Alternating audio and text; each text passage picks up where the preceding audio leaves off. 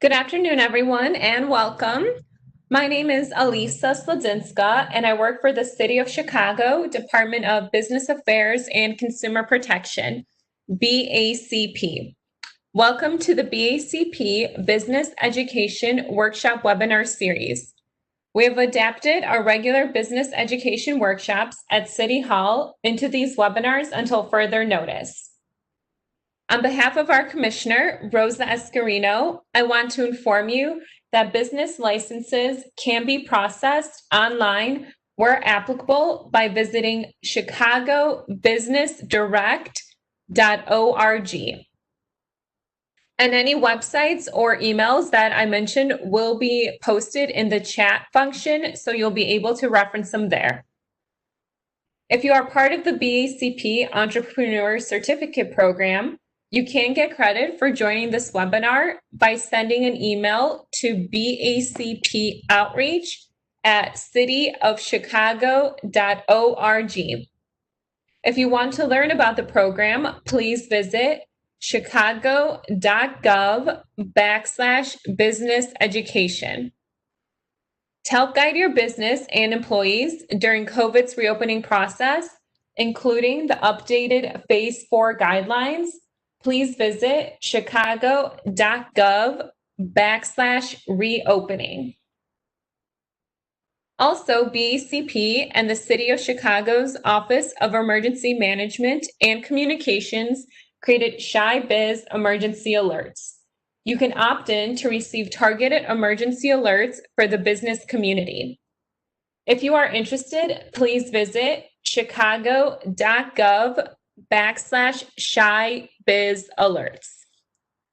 And we encourage attendees to ask questions. Please use the chat box and send your questions to all panelists. There will be a question and answer session at the end of the presentation. Today's webinar will be everything you need to know about business insurance. It will be presented by Sandra Cavato, Insurance Agency. Welcome, Sandra.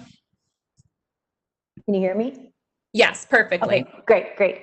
Thanks everybody for joining my exciting business insurance meeting. Hopefully after this hour that we're together, you'll have a much better understanding of what type of insurance a business owner should consider when they're making their purchase decision. So let's get started here. Oh, there we go. So just a little bit of background about myself. I've been born and raised in Chicago, been an agent for 23 years. I operate in 8 states. I have 3 physical locations and a virtual office out of Arizona. We service 7,000 policies, but my main specialty is commercial insurance, wealth management, and retirement planning, kind of all geared towards the small business owner.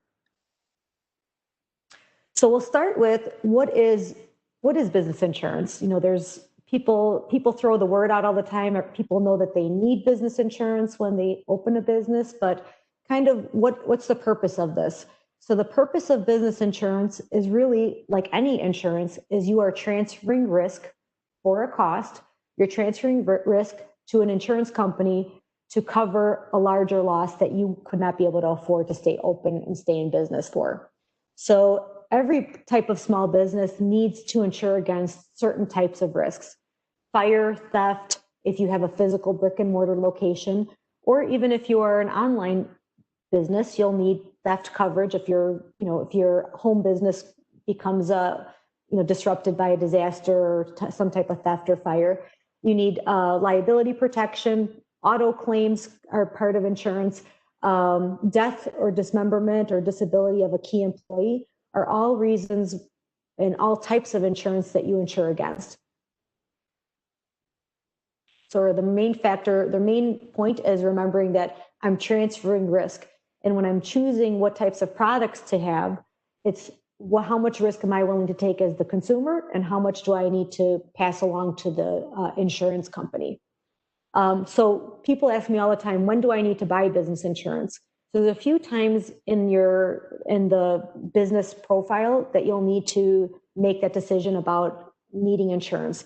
The first one is if you're entering into any type of vendor contracts with anybody that you're exchanging goods for services, you'll need to have business insurance at a minimum. Another time is when you're entering into a lease agreement with a lessor, with a landlord, and they will require in the lease, once you sign the lease, that one section of the lease always states 100% of the time you need to carry the proper insurance, and then they'll list their requirements that the landlord may impose on the tenant. And then another type of insurance is workers' compensation, which is a state law in Illinois, and there are some heavy penalties for not being in compliance. And as we get further into our conversation, we'll talk about what's an exempt employer, when do I need to buy workers' comp, and so on, because there's different rules for that. So why does somebody need business insurance? So insurance in general, when I think of the word insurance, the first word that comes to my mind is protection. So the more insurance you have, the more protection you have. Sometimes you can buy so much insurance that they use the phrase of being insurance poor, and you kind of want to be in the middle of that. You want to be a smart shopper. You want to protect against the major catastrophic situations where you just cannot afford to go without a certain coverage. And then you want to be smart with saying, maybe I'm going to self-insure, some smaller types of situations where it might cause me to have a bad day, but it won't put me out of business if I suffer this loss and I have to self-insure for that situation. So it's protecting your family. It protects your savings. It safeguards you against disruptions in your business. And so having the right insurance can maximize profits, and it avoids bankruptcy. So again, I like to transfer that risk to the business owner as much as I can at the right price, and then I can budget for a profitable year and year over year. Insurance premiums are tax deductible, so they're considered a business expense like a cell phone bill or an electric bill or tax bill. Insurance is an operating expense to your business, and it is 100% tax deductible if used for business. And yes, of course, they're tax deductible. Sometimes sometimes people will try to get creative. Well, can I write this off? Can I write this off? We do use the words, it has to be ordinary and reasonable, or ordinary and customary are kind of the words we use when we're defining, did you really need this policy to sustain a profitable business? If it's reasonable and necessary, then that would be, you're more in the guidelines of, yes, it could be tax deductible. Further than this, you would want to consult with your CPA or your accountant on file as far as how much more can you take any deductions. We don't give tax advice. So here's some of the products we're going to go over today on things to consider with your business. There are still a lot more insurance products that are available, but these are the most common ones to consider.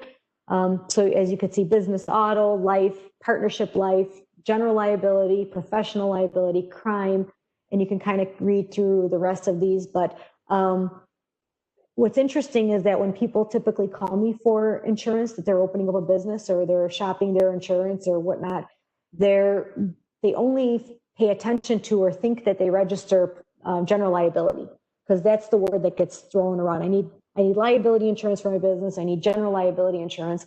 But then there's so many more facets to coverage that sometimes get left unexplained because somebody calls in with a very specific request. I need general liability, and then that's all you get is what you asked for. So I'm hoping to educate you so that way, if you get somebody that, number one, doesn't provide you resources and options in other areas of concern, and number one, that might not be the right agent that you want to work with. And number two, I'm empowering you to ask more questions because you'll have more information about the topic. Okay, so let's get into business auto versus a personal auto policy. Another area where clients want to try to take maybe a less expensive route by saying, well, I'm going to use my personal auto, but I'm going to use it for business. And who's going to know anyway if it is or isn't? I'm driving it for business and personal. So the difference is there are two different policies that are written. The commercial policy or business policy is written under a commercial paper. That means that there's less exclusions on commercial paper. It's a broader type of insurance contract. The personal auto has a lot of restrictions and exclusions. So if you think or assume that you have coverage when driving your personal auto for business, you may want to double check with your carrier, because each carrier is different and there's a lot of exclusions on the policy, personal auto policy, that's very specific when it relates to business usage. So the best information I can give you is reach out. If you're that person and you're raising your hand, that's me. You double check with your agent or your broker or whoever you're dealing with to make sure that the type of business you are doing extends to your personal auto policy.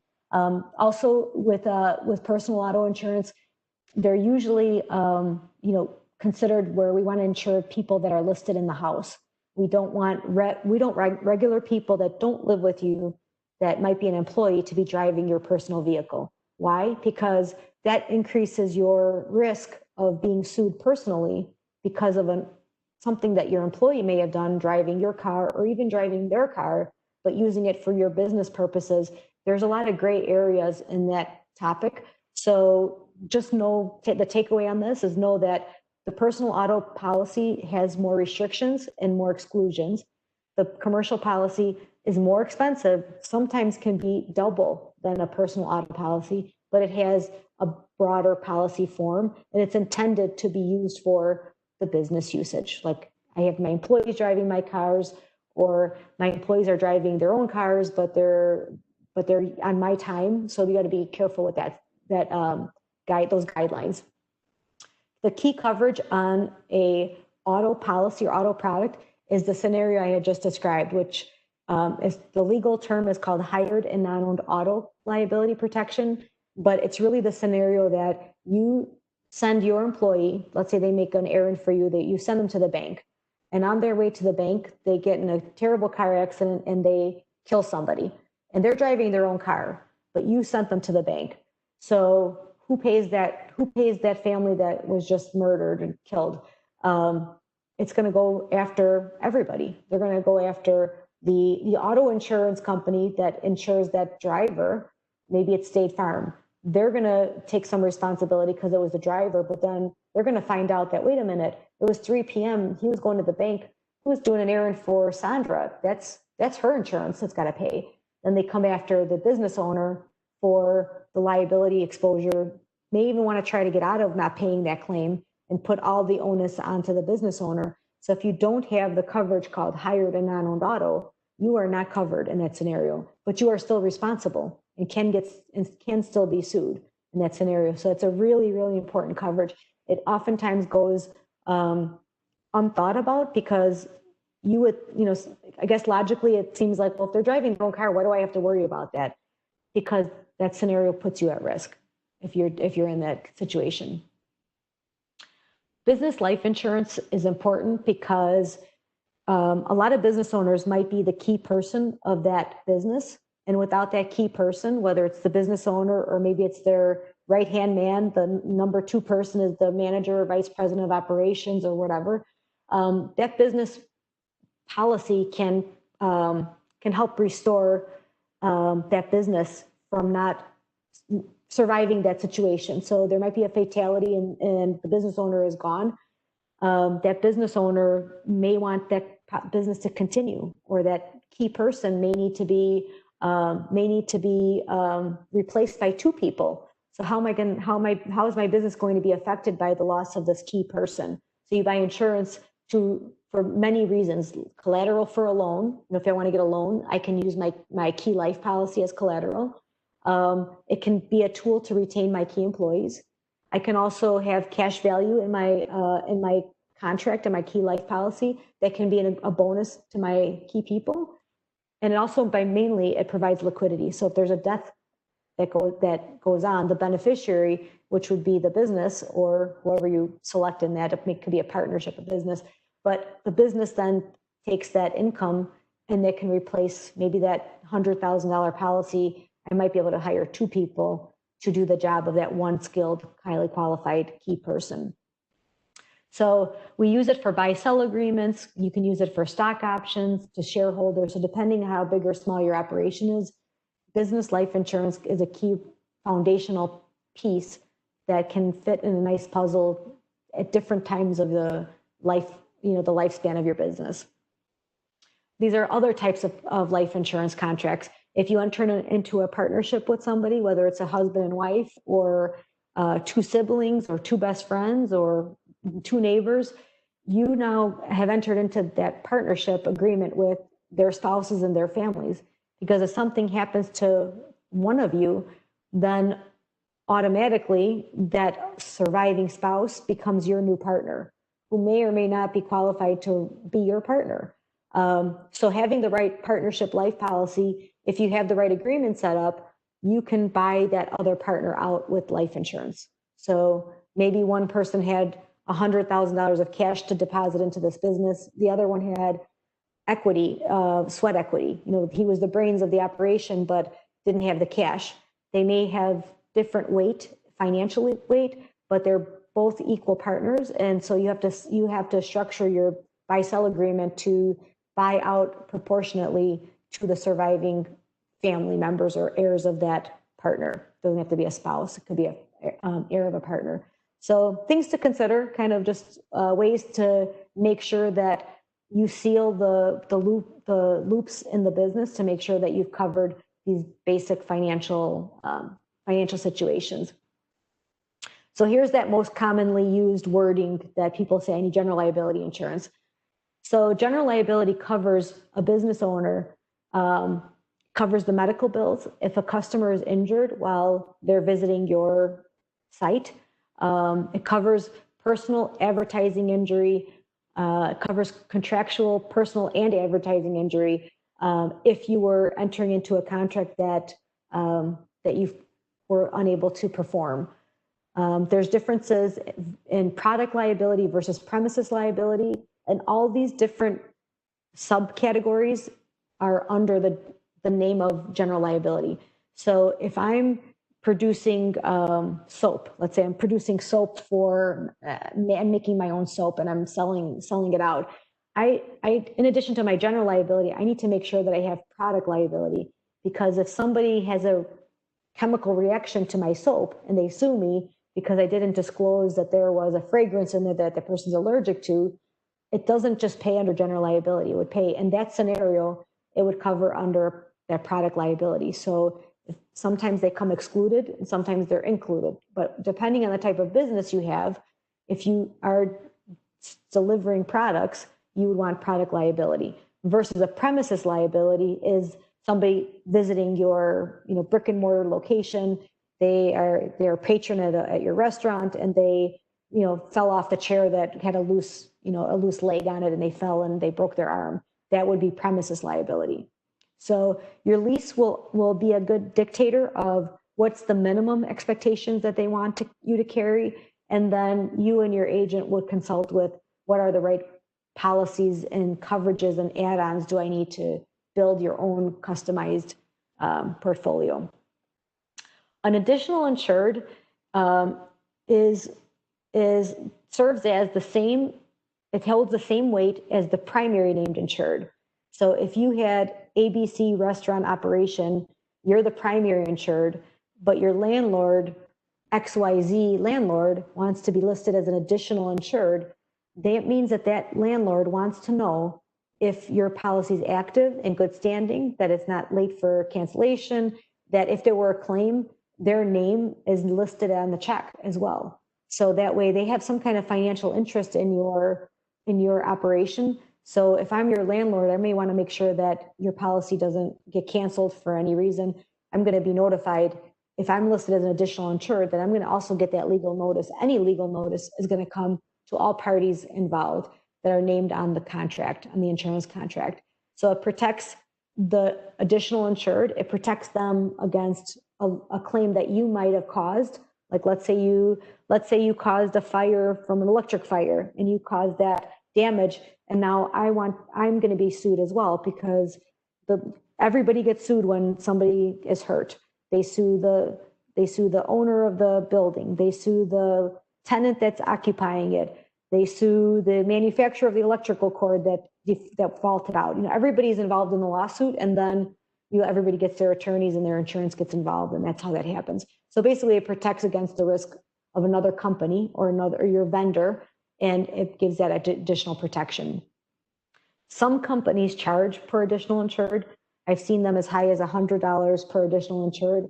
Other companies like Farmers, on our product, we don't charge any fees to add to list a company or a vendor as an additional insured. So you want to ask those questions as well, because that can get very expensive. If you're price shopping and one carrier comes in cheaper, but they charge $100 every time you ask for that additional insured endorsement, that might put them out of the ballpark. If you need more than 2 or 3 in a year, that might get really expensive. And it protects the entity. Like the city of Chicago likes to be listed as additional insureds on anything that they are involved with. So if they give a liquor license, they want to be an additional insured. If they are hosting an event at one of their parks, they want to be listed as additional insured.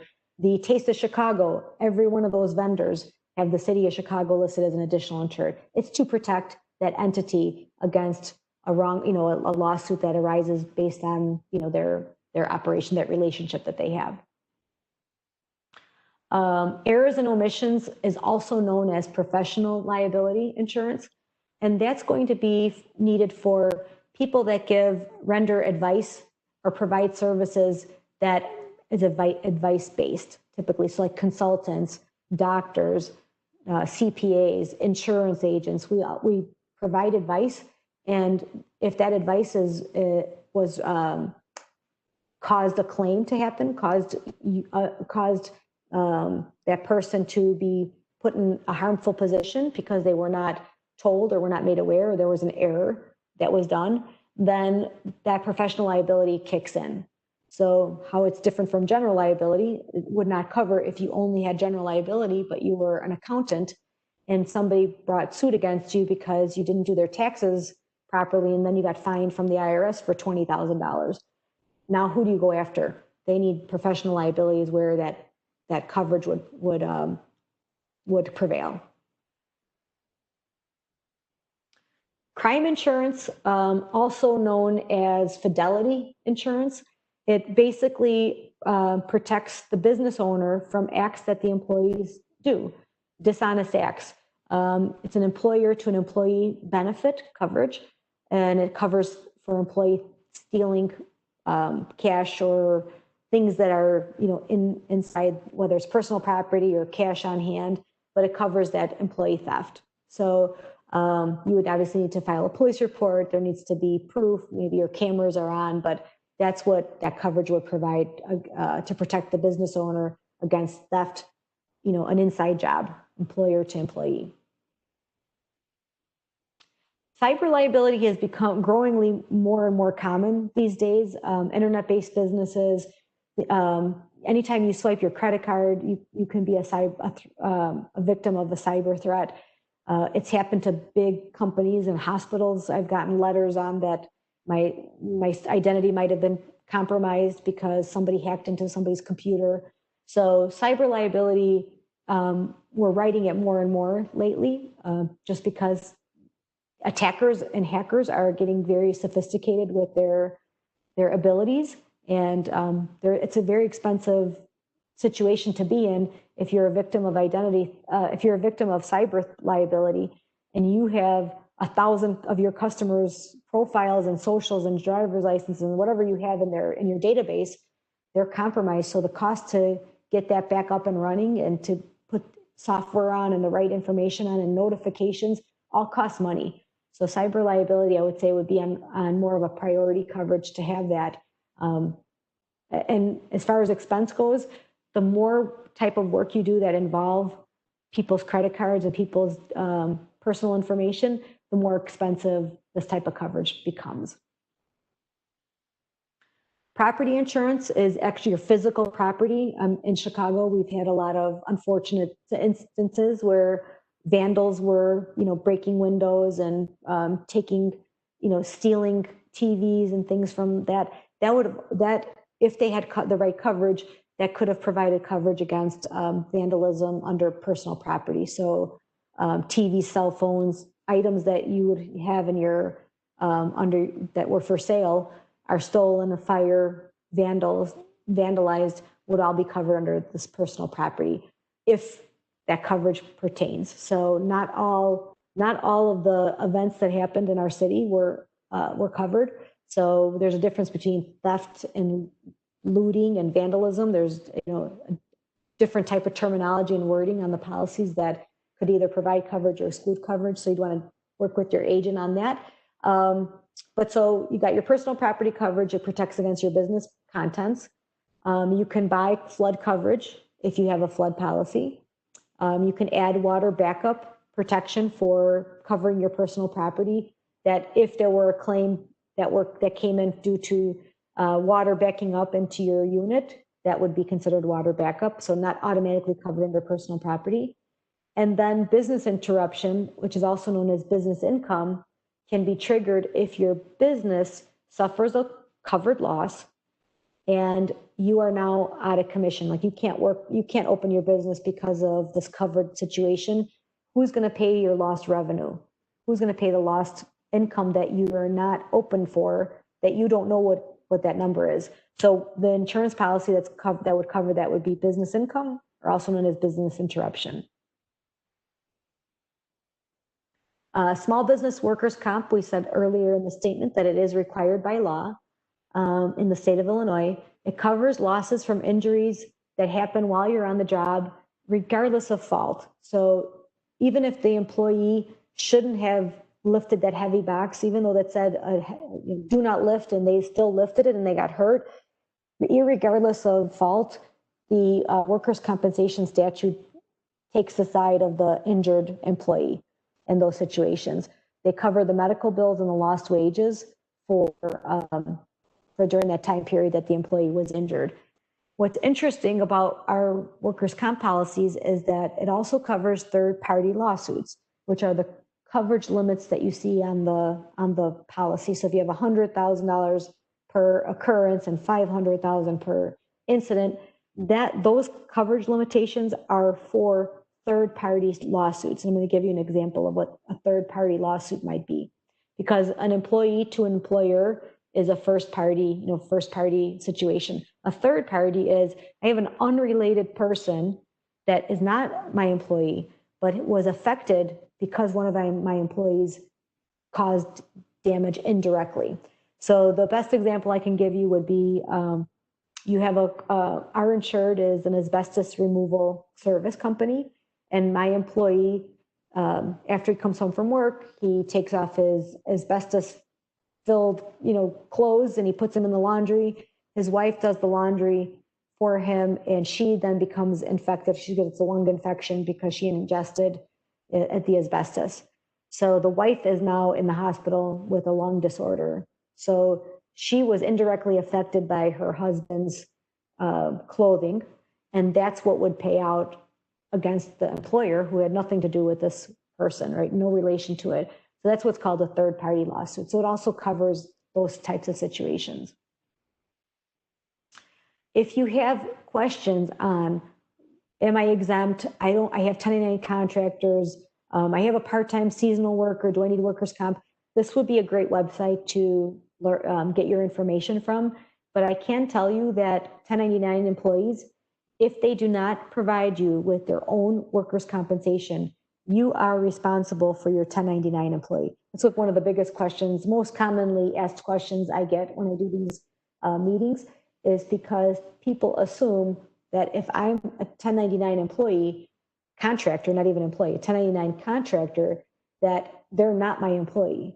But on the contrary, according to the law, they are your employee. If they are doing service for you during that time period and they get hurt, you are responsible for that contractor. So it's our responsibility as the business owner to make sure that they provide you a certificate of insurance showing that they have their own workers' compensation insurance. And a lot of times it's $1,100 minimum premium for the state of Illinois. So if somebody enters in a contract with you and they don't provide that to you, then you're taking the risk of being responsible for them. Just at least know that you're taking on that risk as them being an independent contractor.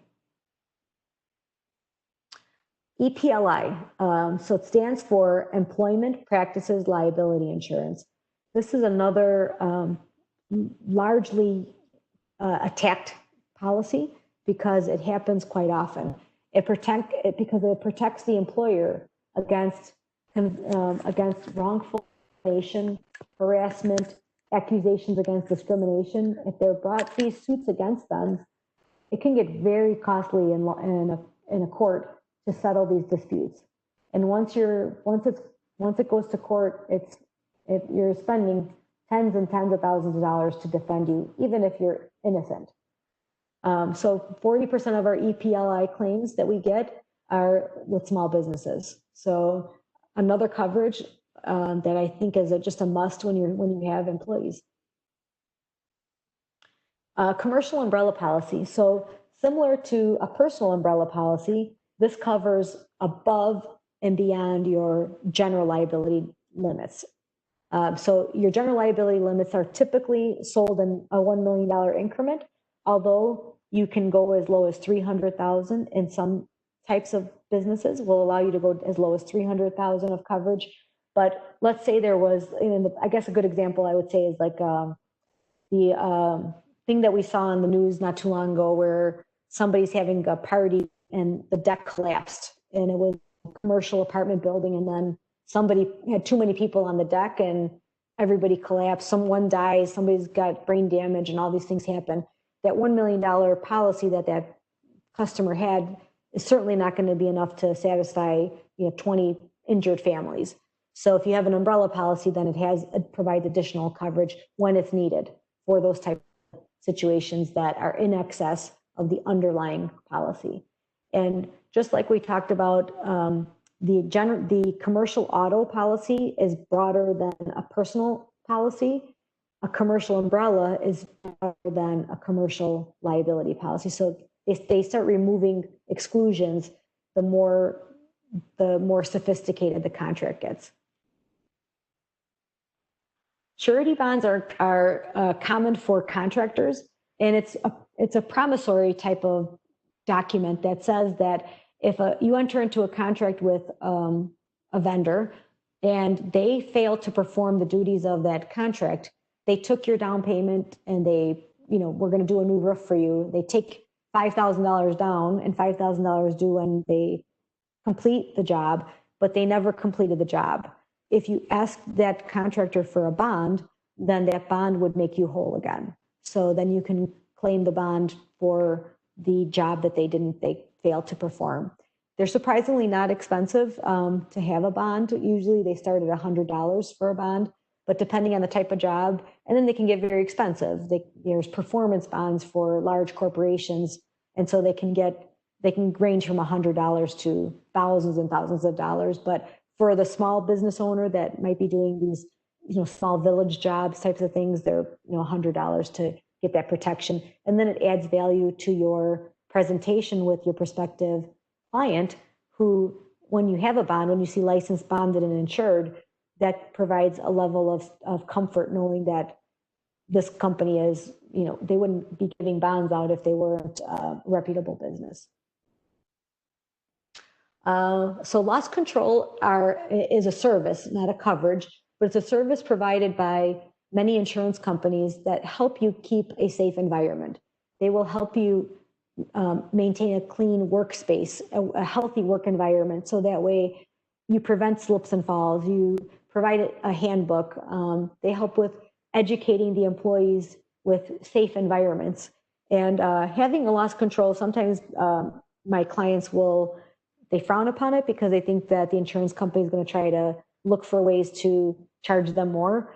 But really, in reality, if it's available to you, the loss control are on your side to help keep you safe. Keeping you safe and keeping your employees safe are also all ways that you can help reduce the cost of insurance, because the less claims you have, the better of a risk you are. The better of a risk you are, the less likely your premiums are going to be going up. They're going to be actually going down with credits and whatnot. If you offer liquor or host liquor, there's different types of liquor policies. The first one is the most common one on, most of us may have a holiday party, pre-COVID or after COVID, we might want to celebrate with a get together. And I might have a cocktail party to honor my staff for a good year. If I have that staff party, I don't sell liquor. That's not on my policy. I don't have a liquor license. But in that situation, I'm responsible for those people that consume alcohol under my watch. And if that person drives home and they were intoxicated, out of a nice little event that I had, I could now be faced with a lawsuit for whatever that person did while they were drinking with me at my holiday party. So host liquor is complimentary on a lot of policies, but the more basic that you go on your policy, the less likely you're going to have this just included. These are all part of Farmer's product line, but they're not always just included for free. So if you have an event and you don't think you have coverage, or somebody's told you don't have host liquor, you can buy a special event policy to cover that one night. So there are alternatives to you not having the party at all. Now, dram shop is considered, another word for liquor liability, but they call dram shop insurance when you're a restaurant owner, a bar, and you are selling beverages in exchange for money. That would be required by your city and your state. In order to have a liquor license, you need to carry liquor liability insurance, also known as dram shop. So, and it could be sold as a bundled under your general liability restaurant policy, or it could be bought separately if you're, just getting your liquor license and you don't have a brick and mortar location, so that we can do them a la carte if we need to. Human resources and benefits. Some things that small businesses don't have a resource typically to go to because we're exactly that. We're a small business, so there is no HR. I'm HR. I'm everything. I'm accounting. I'm HR. I'm whatever I need to be. Salespeople. You run the show because that's what small businesses typically operate under. So we can be a resource for you, or you find a resource for you that can offer coverage like disability, health and group health insurance, long-term care, vision, things like this, where if I want to start looking at attracting great talent, these are some of the things that talented people are looking for, and it's important to them. And the business owner doesn't want to spend a lot of money to manage it. So we can do it very inexpensively because we have the product suites for small businesses. Next month is open enrollment. And it's going on from November 1st to December 15th, where you can have access outside of any given time of the year. Open enrollment provides some special criteria where they waive certain requirements to meet small group coverage or benefits. So if this is important to you, or you're looking for information on, or you have an IRA, a rollover 401k, and you don't know what to do with it, these are places where you may want to consult with a professional like myself to give you some solutions and some guidance to where the best fit for you now that you're going from a W-2 employee to now a small business owner. So I'm going to open up the floor. I'm sure there's 1,000 good questions that are going to come our way. Lisa will be so kind as to read them to me, and then I'm happy to get more specific in the conversation. Great. Thank you so much, Sandra. This was a great overview, and we definitely have some questions that came in. And if you have not asked your question yet, please send it in the chat box to all panelists, and we'll do our best to go through with them. First question is, I own a black car service that requires a certificate of insurance, commercial insurance, for the vehicle that will cover me or whoever is in the car. What type of insurance could I get to protect my business from liability? So classic scenario, you're still considered, you probably have livery plates where you're considered a chauffeur or like an Uber driver. Aside from Uber, because there's some endorsements that we can put on a personal auto policy that can extend coverage. So if your situation is you're driving a black car service, you're typically doing business outside of those Uber contracts. So you would need commercial auto liability, and that coverage would protect you while you're driving your vehicle for your business use. So that would be the coverage that you need as the base.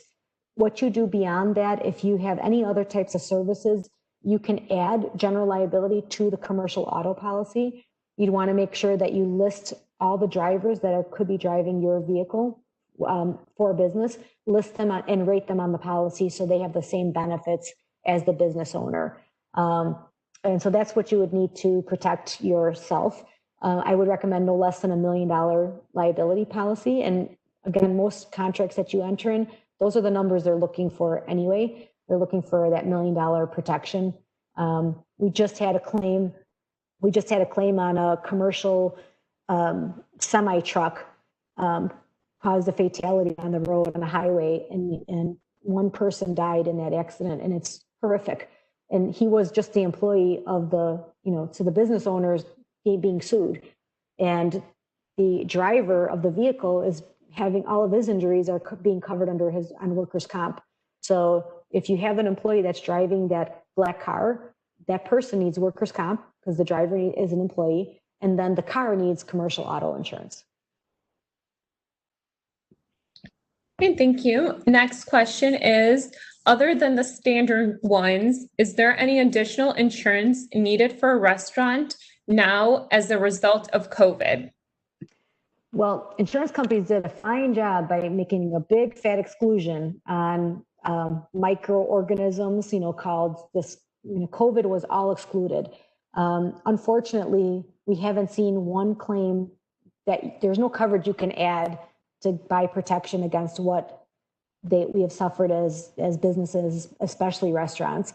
I know there's some lawsuits going around. I know that there's an association that's getting started, and maybe laws will change and they will include some kind of coverage for this for the business owners, because we've lost so many restaurants have closed down because they can't afford to be open at 40% operation or 30% operation. So no, you can't add anything for COVID specifically, but there are more coverages that I would say, if it's for a restaurant, you'd want to know a little bit more about your plan specific to make sure that you're getting the right types of additional options. Again, you don't want to become insurance poor where you can add everything on here. It just may not pertain to your type of business, but I'd want to know if you're doing any type of delivery, if it's just is there any seating, how many seating, is there a bar, what percentage of alcohol is there, and so on. So there's just a lot of questions behind that I would ask before I would just throw out, you need this, this, and this, because not everybody has the same type of breath.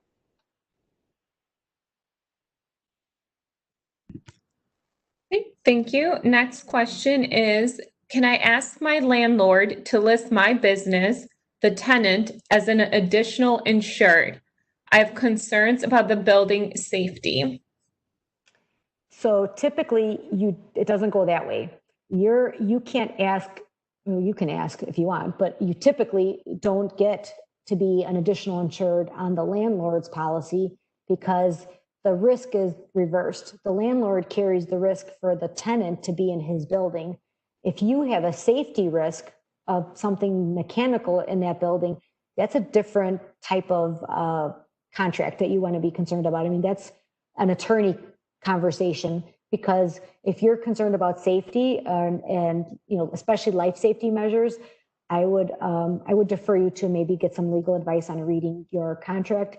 If it's that bad, to maybe even get out of your contract if you signed a lease. But definitely you want to seek some legal advice on that, because safety measures are a huge concern, but they would not, you don't have an interest in that building to be an additional insured. You don't have an insurable interest. Next question, how does workers' comp work for remote workers? That's a great question. So remote workers are still your workers by definition. If you're paying them for a service and they're working out of their house, we have to code them as a remote worker. So there'll be one of the questions that I'll ask, like, do they travel? Do they commute? if they work from home twice a week and they come into the office, they're a different type of employee. So does that mean that if the employee trips on, on their cord at home, that you're responsible for them? It depends. If that cord was provided by you and that was something that you could have been related to, if it was done while working, it's very likely that the employer is responsible for the employee. I haven't seen a claim that has been paid out like that, though, just out of courteousness to, it's a luxury to be working from home, when that happens. I have not seen one in my 23 years that I've been an agent that had false or not false accusation against the employer getting hurt, an employee getting hurt from remotely, but you do need to provide workers' compensation. So that's just, answer is yes. What coverage extends if they're at home? It falls in the same category as if they were working with you. So if they got hurt, they're still your responsibility. And then we would investigate from there. Okay, next question. As far as workers' comp goes, still on this topic, is it required if you don't have any employees? So that's where there can be an exemption. So if you're the only person in the business and you are the 100% business owner, you would be considered exempt under the statute. So you can exclude owners and officers of your business. You can opt out of that. So let's say you even have three people and all three of you are owners or officers of your company, then technically you can opt out of those, not having the workers' compensation. So you would be considered exempt in that scenario. Okay. Another workman's comp question. If the company who hires you as a 1099 worker and they didn't ask for my workman's comp insurance, and if they put in my contract that they are not responsible for my health or my safety while on the premises, would the company who hired me as a consultant still be liable for my injuries if I did not have nor provide them with my insurance? So I'm going to give you I'm not an attorney, but I do know that the law trumps the contract. And you would likely have coverage under that employer's policy. Even though you signed off that you're not responsible, that's great, except that the law supersedes that contract. So it's likely that there would still be benefits responsible by the employer for your injury. It's nice to have that extra layer of protection saying I've got this, this document that says that he's waiving his health rights, but it really, in my opinion, wouldn't uphold over the law. So I would still be very concerned if I'm the employer to allow that employee or that contractor to work without having insurance. I would not want to take that kind of risk. Is it advisable to be bonded? Hold on one second. Is it advisable to be bonded if we're in the technology service field? Don't typically see bonds for technology related businesses. Not to say it can't ever exist, but I don't see the need for, if you are in a consulting type of business, I'd be more concerned with your professional advice and professional qualifications under the errors and omissions coverage than a bond. So, because you're dealing more with intellectual property, I would think more with technology type of thing. So they're not common. I don't know that it's possible that something exists, but I can't think of a situation that I've come across that I needed to exercise a bond for a consultant in technology. Do you offer insurance to owners for owner protection? I don't know what that means. Do I offer insurance to owners for owner protection? I'm not quite sure if they can elaborate what that means. The person then underneath wrote Keyman Insurance, I believe it's called. Yes, Keyman, yes. So Keyman Insurance is what we talked about in one of the slides. It just basically provides protection for either a key employee or a key owner in the business, and then you insure that person. So if that person passes away, you can get income benefit from the loss of that whether it's it's called key man, although it's not politically correct to call it just man, so it's key person insurance now. So yes, it's available. It's common for restaurants. It's common for partnerships. It's common for CEOs of corporations to have a key person insurance. Then we have a couple questions that are industry specific. One of them asking, what would I need for my cleaning business? And another one for key factors regarding landlords.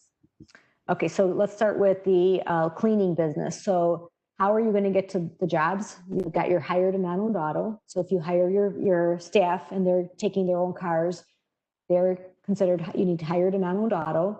You need your general liability.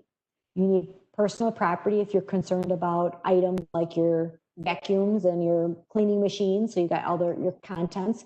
You need workers' compensation if you're hiring contractors to do the cleaning and they're providing services for you.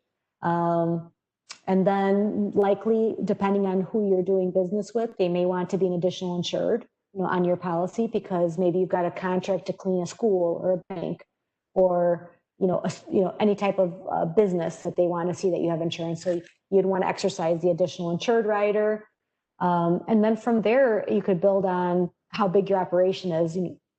Again, I'm very mindful of how much do I want to spend on this insurance, because you can probably make a case that any one of us could need any one of those products.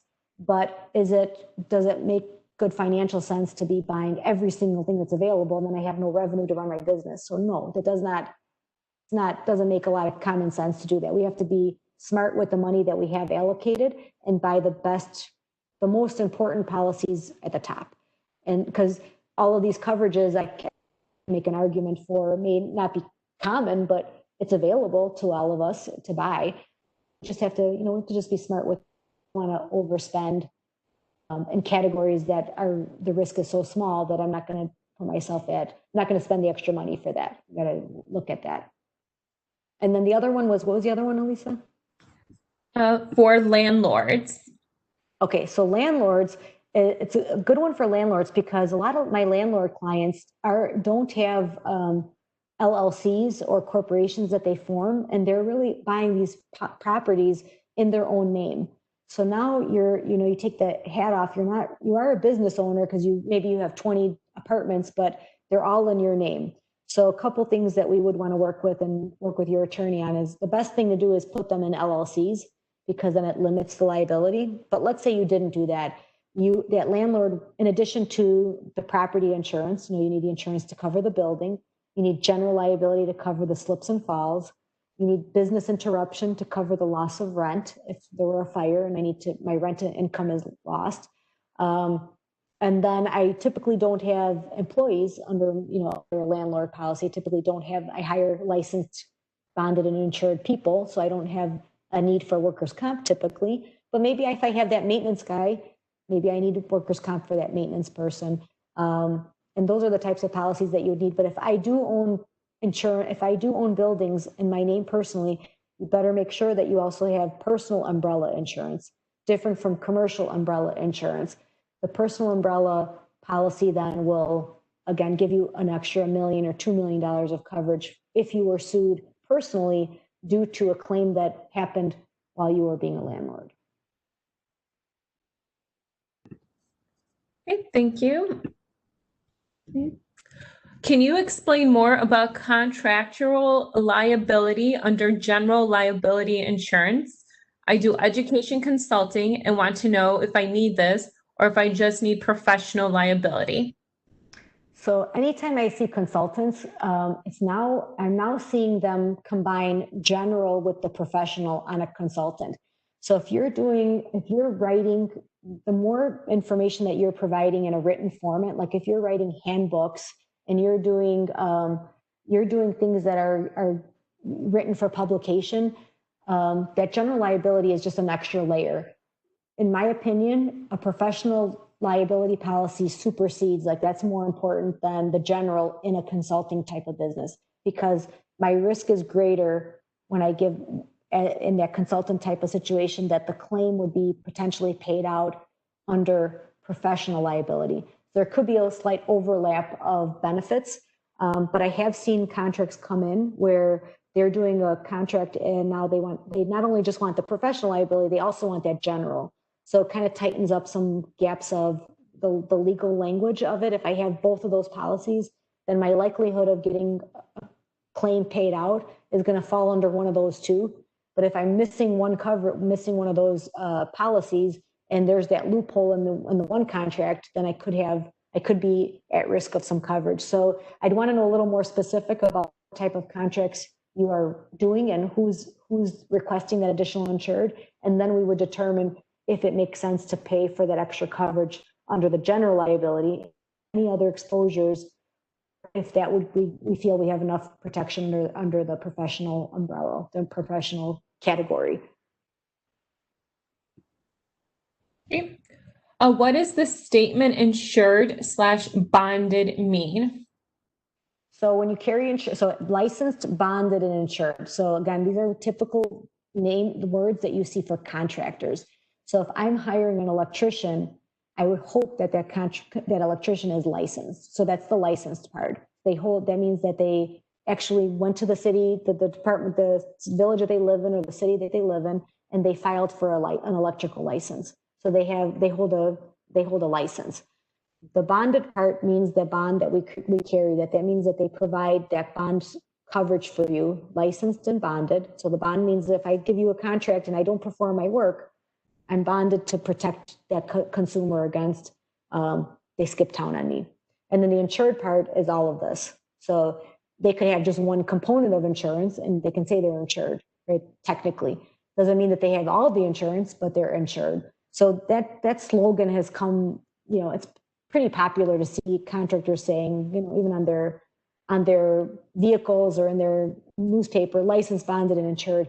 They go hand in hand, and just kind of letting you know that we checked all the boxes, and we feel we've protected the consumer to make sure that they feel comfortable to do business with us. That we've checked all the boxes.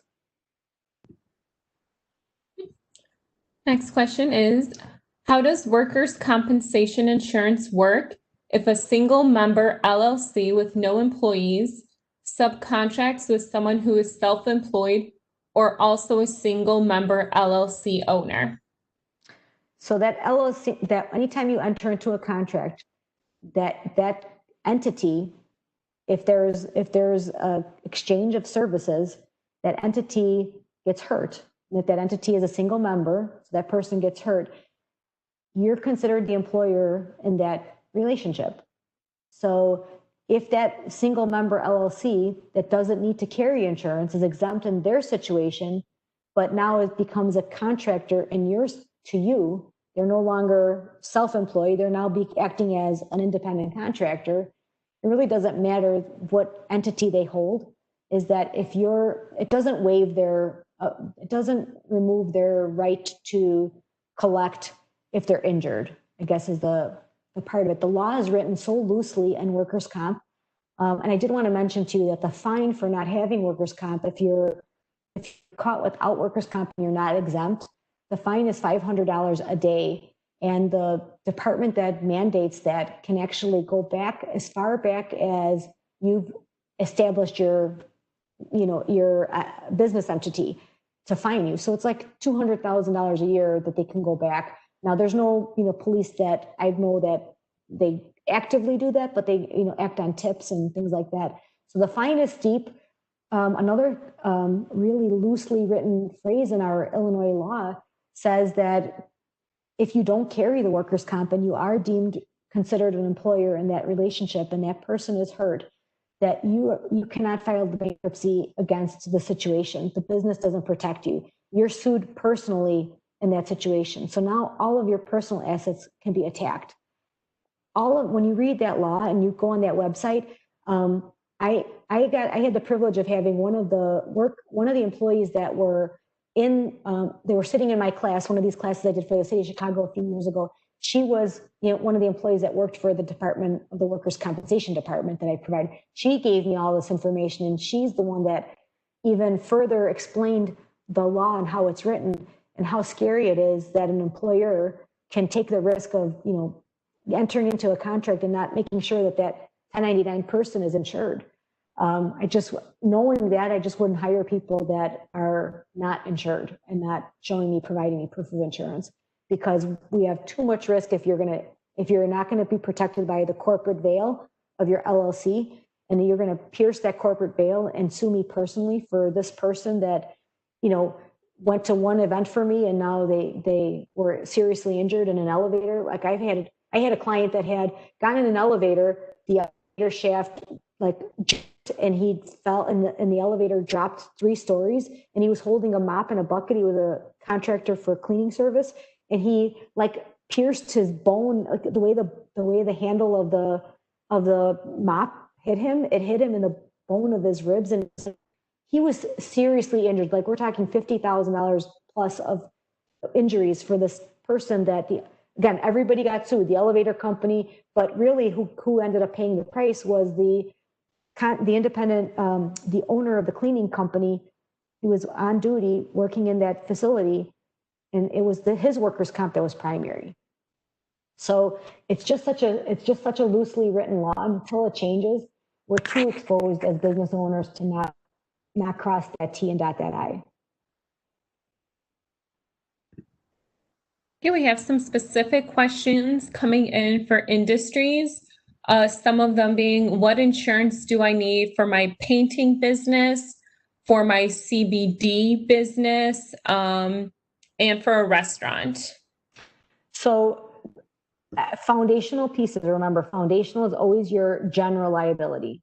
So can you get away with being considered legal, quote unquote legal, with just carrying general liability? Yes, you can get away with, that's the minimum. It's like minimum coverage is liability. So for that painter, yeah, you just need that general liability to say, if I damage, your Mona Lisa painting while I was painting and I splattered paint all over it, and that falls under general liability. But what about the same people, the same painter, the same like the cleaning service, you're an artisan contractor, how are you going to get to the jobs? Are you hiring these people and they're finishing one job this day and then tomorrow they go to a different job, and they're going to the paint store, they're doing this, they're running all these errands. What about the auto part of that? Who's protecting those people? And what about that guy, but I paid him cash, but he still got hurt in that car accident, still your employee, whether you paid him cash or not, he's still your employee. They're responsible for those people. So then there's the workers' comp. So you can build, those business policies are really, they're a conversation to have business owner to insurance professional.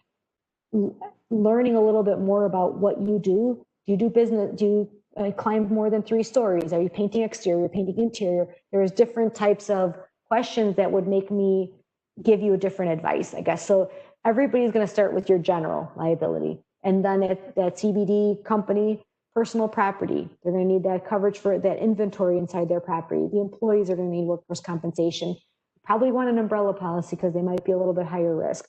Is there a product liability need? Are you doing any kind of making your own products type of thing? So that's product liability. So then there's just a lot of questions I would have, but you could see the foundational pieces are always going to be my commercial auto, hired and non-owned, if I don't have any vehicles, my general liability, my personal property, if I'm concerned about that, and the workers' comp if I have independent contractors or laborers doing work for me. Great tips. Question is, if you had a previous cancellation of your business insurance due to lack of pay, does that raise your premium price in the future? If so, would it be best to completely change your business name to start over? So I've seen so yes, it does negatively impact your business. Some carriers won't even insure you until you have that continuous coverage. So number one, it puts you out of the buying market. Fewer carriers, preferred carriers like Farmers has some strict rules about not carrying prior insurance. Because it's required by law to have it, and because you're required to have it, and preferred companies frown upon not having coverage. So same thing with, if you don't pay your auto insurance with Geico and you let it lapse for 3 months, it's the law to have it. So it's going to cost you more to get it back.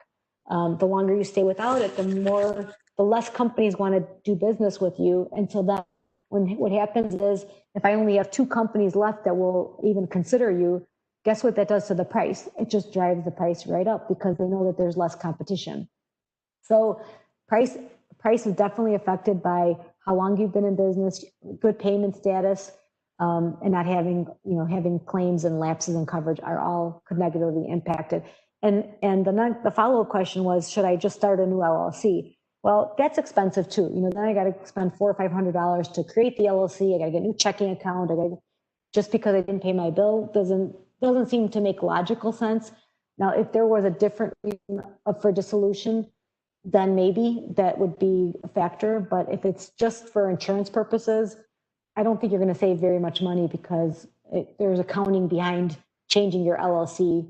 There's filings that you have to do with the state of Illinois. There's, again, checking accounts and things like that. It just doesn't make a lot of sense to do it unless there's more than one reason to dissolve and restart. Question is, what is wholesale versus conventional? What are the benefits and disadvantages?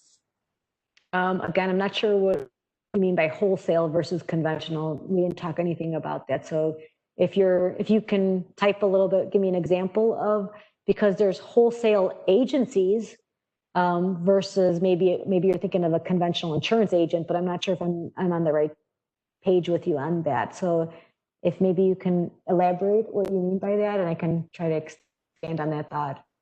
If that person is still on and wants to add to their question, and they said, yes, that is what the person wants. Yeah. Okay. So a wholesaler, it has direct, they have direct access to insurance markets. So I'm going to give you my own example. So I'm a captive agent with farmers. So I only write through farmers unless farmers cannot provide that product or service for my customer, then I can be a broker. So I'm an agent for farmers, means I have a direct contract.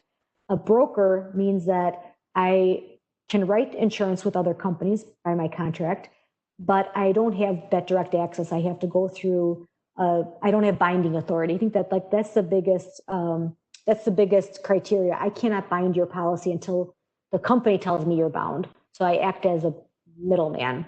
The wholesaler has direct access to many carriers. And when they wholesale out, they're kind of act as the company, but on a brokerage, larger scenario. So a broker and a wholesaler, sometimes wholesalers don't deal with a B2B, like they may not deal with you as a business owner. They may tell you go through a broker and then you can come through, then we'll get you the pricing. So you may not have access to wholesalers, but wholesalers are like Farmers owns a brokerage company and we go through, we're also a wholesaler. So just the type of access that you can get through, type of access that you can have through the different insurance providers. It doesn't necessarily mean you're getting it at a cost. You're just having you have more access to more carriers and you have a little bit more authority when you're a wholesaler. So you can, like, they may have binding authority up to $2 million. So if I go through this wholesaler, I get a little bit more of a direct connection to the company directly versus a broker to a broker to a broker to get to the wholesaler, to get to the company, so many different layers of middlemen that if you just cut the middleman out and go to one broker who has direct access. Question is regarding shared commercial kitchen spaces. If a business is cooking or baking within one, what kind of insurance would they need? So again, you're going to need your general liability. Those fall in, we have different categories for shared kitchen because we rate by square footage and then we rate by sales when we do a restaurant.